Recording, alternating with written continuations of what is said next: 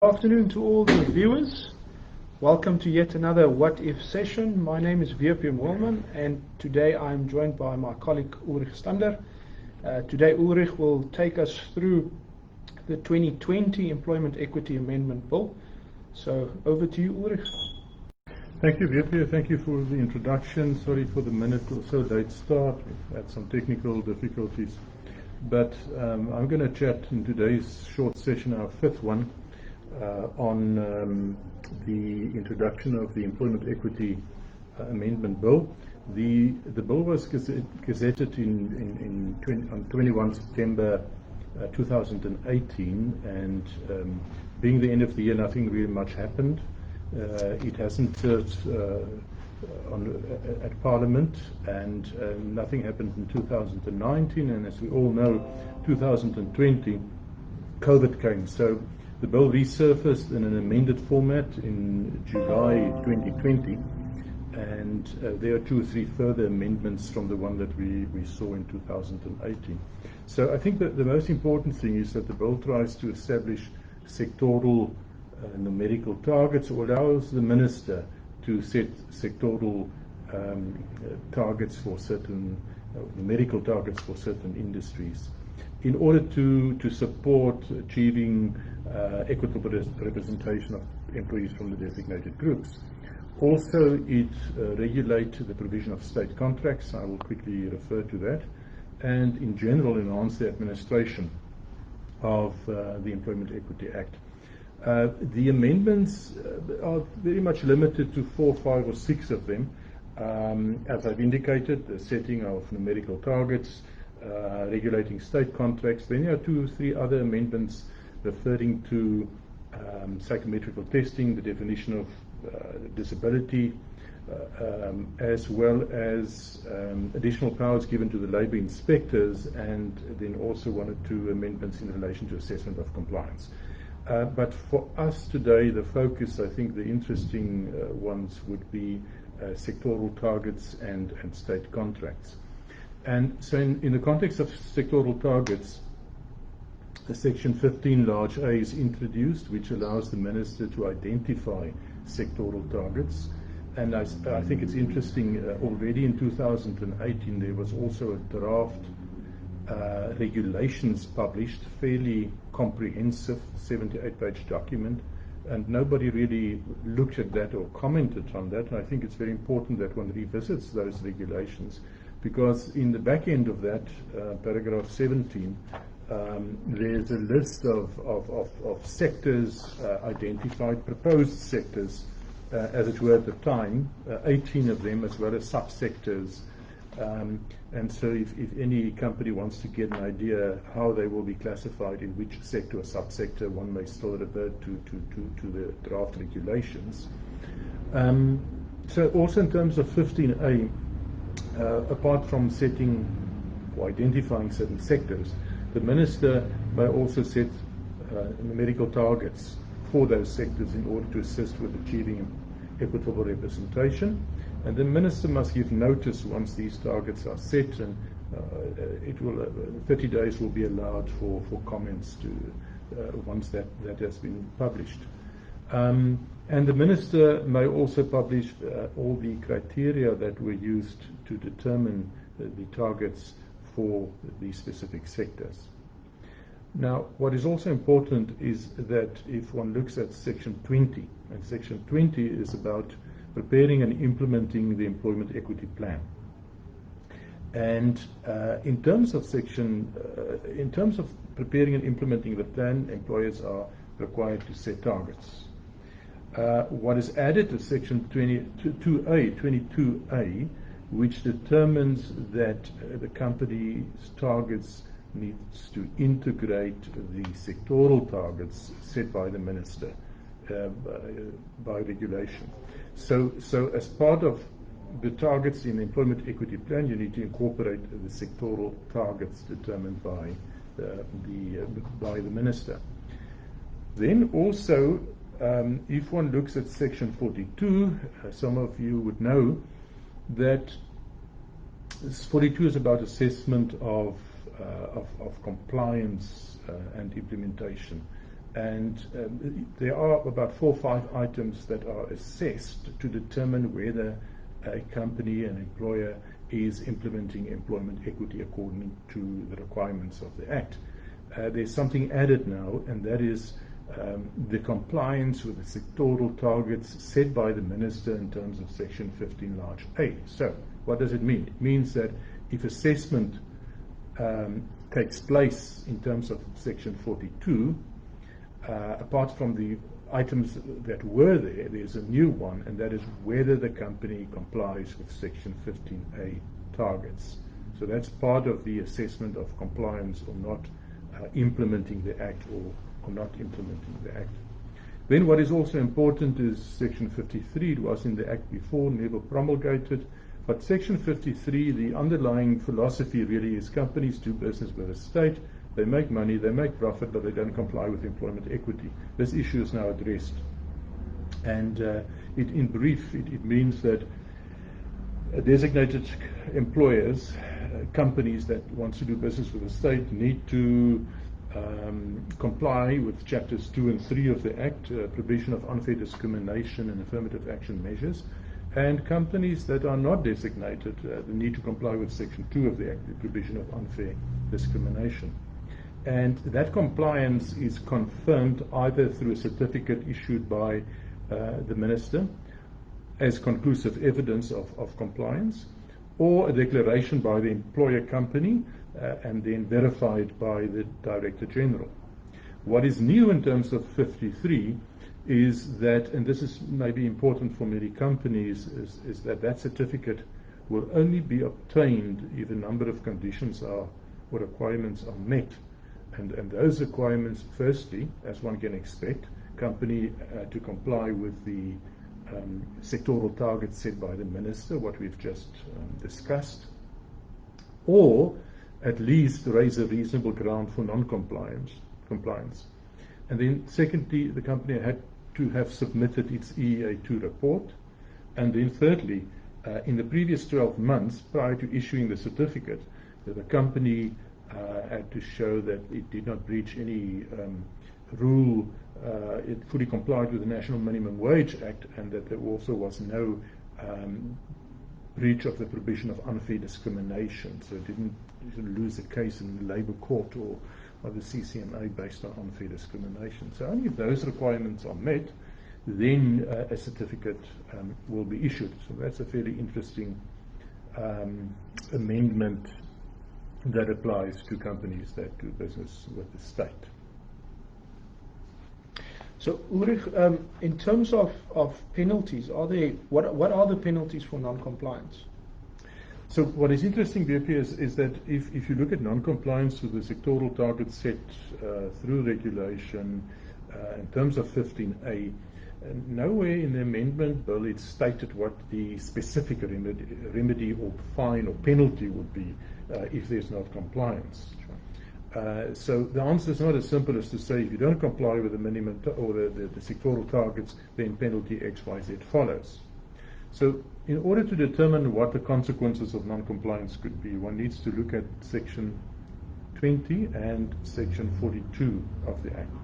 Now in terms of Section 20, it says that a company must implement a plan, prepare and implement, as well as take reasonable measures in implementing the plan. And remember, we said earlier that in terms of the targets set in the plan, it needs to be integrated with the sectoral targets set by the Minister. So the argument could be that if you're not taking reasonable measures in complying with those targets, you are not complying with Section 20, which may result in a fine. So in an indirect way, non-compliance to targets may be a factor when it is determined whether you are implementing employment equity or the employment equity plan and whether you are taking reasonable measures. There's an element of discretion obviously built in. If you don't comply with those targets and if the overall compliance is assessed. Then also there together with Section 42, where it says that, and we've referred to that before, whether the employment equity plan is implemented, whether there is compliance with the Act. There are 5-6 factors that will be assessed, and again, if this new factor, compliance with the sectoral targets, are not met, you may well end up that an assessment in terms of 42 determines that you're not implementing the Employment Act as prescribed. And once again, if you look at those 5-6 items, of which is the sectoral targets is a new one, then it seems to be, again, a discretion that will be exercised whether you comply with Section 42 or not. So in both instances, if you look at 42 and 20, there's a discretion where to assess compliance, whether whether you comply or not, if you don't comply with the sectoral targets. I think what is important, maybe Section 20 is the more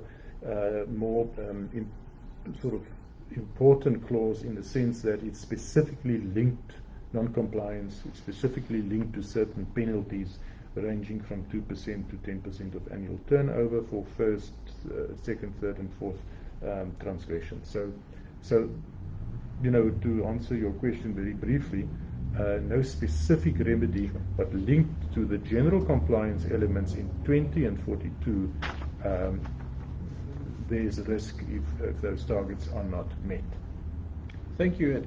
Another question, Ulrich, is in terms of time to comply, what are we looking at for employers?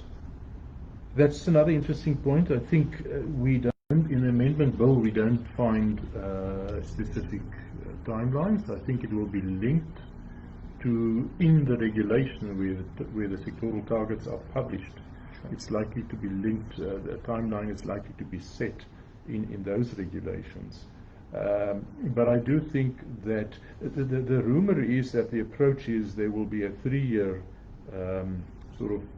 focus, in the sense that a target will be set that will have to be reached in 3 years, and that they will sort of incrementally, there will be a target for year 1. If you achieve that, year 2, year 3, until you get to the objective. Sure. There's no clarity in that regard.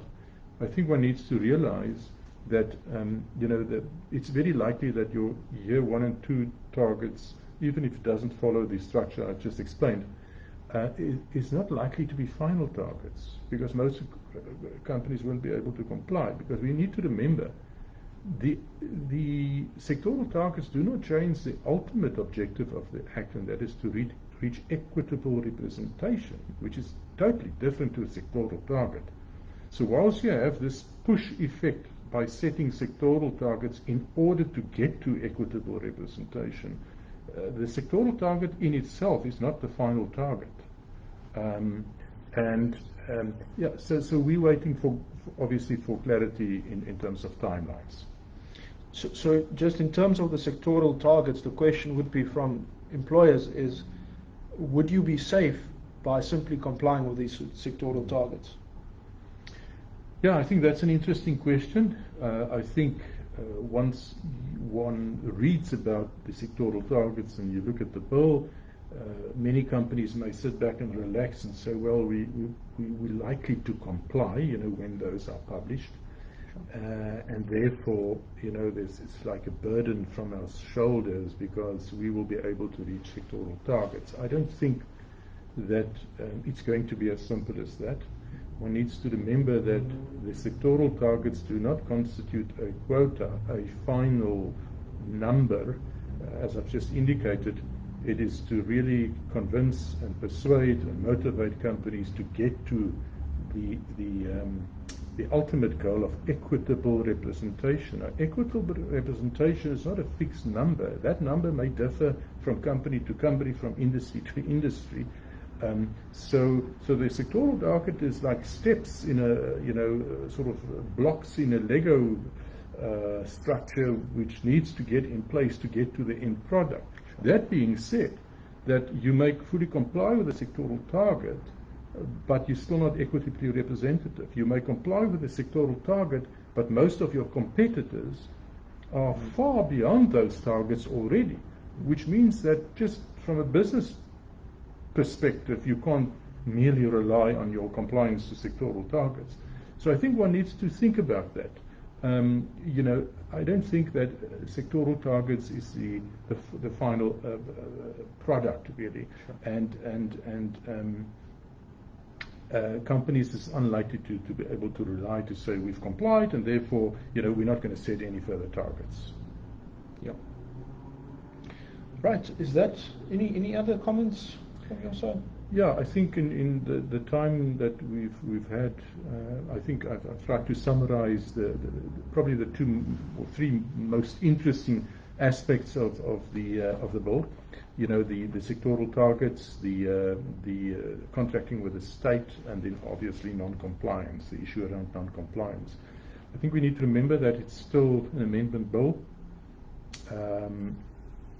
It is likely to become law early next year. It's already September, mid-September, and then once the bill it becomes a law, these amendments are enacted, then we still wait for the regulations as well to be finalized, as well as the sectoral targets. So that may still be a while.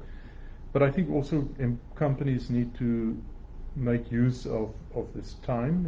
You know, I don't think there's going to be a lot of accommodation and sympathy if all of this is implemented and you raise the point that you didn't have enough time, because the first bill was already published in 2018 and again earlier this year. So there's some time available, and I think companies should use that. Look at the bill, get some advice and guidance, but more specifically also look at the regulations, the definition of sectors, subsectors, and start to plan. It may well be that in your business, which is diversified, that you have that your some functions will fall in different sectors. So you may have different targets for different business units in the bigger business, and that also will impact on reporting and how you report. So I think there's a lot of homework that can be done between now and when these amendments are enacted. Other than that, I think we've shared what we wanted to share. Thank you, Ulrich, and again, thank you for all the viewers. As usual, if you have any further questions or queries with regards to any of the topics that we are discussing or have discussed, please feel free to send us an email or give us a call. Our details are on our Facebook page. But with that being said, please keep a lookout for our next invite, which will in all probability be in 2 weeks' time. But yeah, enjoy the rest of the day, and thank you for tuning in. Thank you.